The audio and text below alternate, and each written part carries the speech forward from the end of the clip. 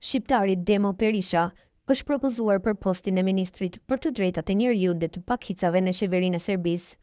Berisha është i njohur si shqiptari që nuk e njeh pavarësinë e Kosovës dhe është deklaruar publikisht se adeu i tij është Serbia. Por kush është Demo Berisha?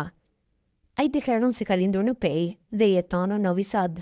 Në një intervistë për televizionin e Vojvodinas, RTV Panonia dhe Kanarinand, ai thotë se shkollën fillore ka kryer në Kosovë, ndërsa pastaj ka vazhduar në Sarajevo, ku ka kryer shkollën ushtarake, pastaj në Novi Sad. Ai thotë që ka qenë pjesëtar i ushtrisë jugoslave dhe ka përfunduar karrierën e tij në ushtrinë e Serbisë, duke punuar një kohë të gjatë në policinë ushtarake. Unë kam lindur në Kosovë. Në Kosovën e kam përfunduar shkollën fillore. Pastaj kam përfunduar shkollën ushtarake në Sarajevo dhe kam vazhduar shkollimin në Novi Sad. Përndryshe kam qenë pjesëtar i ushtrisë jugosllavisë. Pastaj kam përfunduar karrierën në ushtrinë e Serbisë. Kam punuar shumë vite në policinë ushtarake në Novi Sad. Jam i martuar dhe kam 2 fëmijë, tha ai. Për Berishën, adeu i tij është Serbia dhe në të është e përfshirë edhe Republika e Kosovës. Shoqata funksionon në tërë territorin e Serbisë. Unë nuk e ndaj Serbinë kur flas për territorin e serbëve. Nuk e ndoj Serbinë si të brendshme dhe të Kosovës. Unë besoj në kushtetutë dhe them se Serbia është e pandashme, tha ai. Berishës nuk i kam penguar të shndrojë në ushtrinë serbe, edhe krimet që ushtria serbe i ka kryer para luftës dhe gjatë luftës së vitit 1999 në Kosovë. Dhe për të, Kosova është pjesë e Serbisë. Ai madje vazhdon të atharas Kosovën si Kosova e Metohi.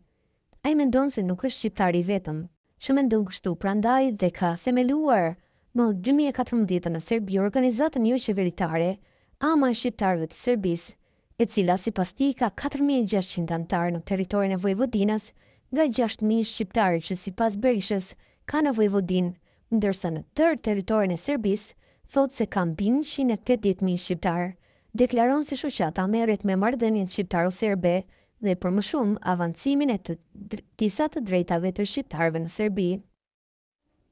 Kandidati për kryeministër në Serbi, Gjuro Macud, dorëzoi në kuvend propozimin me emrat e qeverisë së re, në përbërje vjetër e mungesë Aleksandar Vulin, i cili dukshëm është përjashtuar pas vërejtjeve të bëra nga Bashkimi Evropian.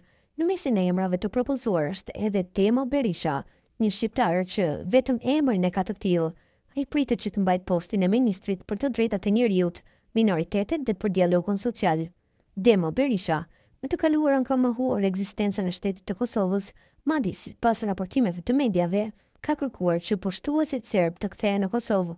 Ai thotë se ka lindur në Pej dhe se tani jeton në Vojvodinë, megjithatë i referohet Serbisë si adeu i tij.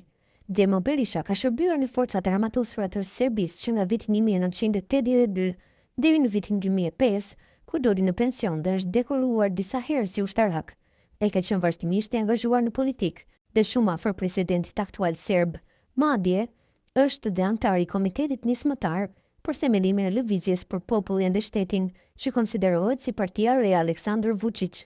Për vite me radhë, e ka quajtur Kosovën si Kosova dhe Metohia dhe pretendon se nuk është shqiptar i vetëm në Serbi që mendon kështu.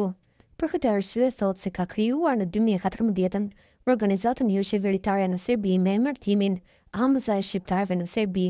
Sipas një artikulli në median Telegrafi, Demo Berisha ka publikuar një revistë dhe ballinën ja kishte kushtuar 100 vjetori të kalimit të ushtrisë serbe përgjatë Shqipërisë, i ka thurur lavde e Sat Pashtoptanit për përkrahjen që u ka bërë serbëve.